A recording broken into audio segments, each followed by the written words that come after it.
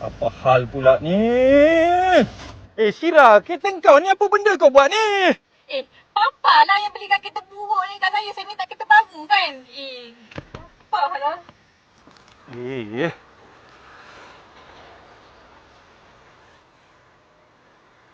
Syira, jom ikut Papa. Ada kedai bateri tu.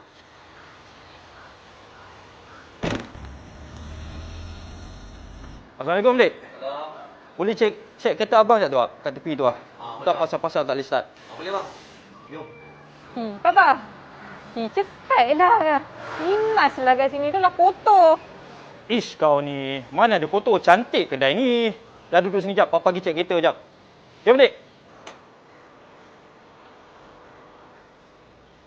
Kereta abang dah weak ni. So kita saja tukar baru je lah. Cik, kalau nak tukar bateri berapa ni, Dik? Range harga dalam 170 ke 220 bergantung kepada brand yang kita ada lah.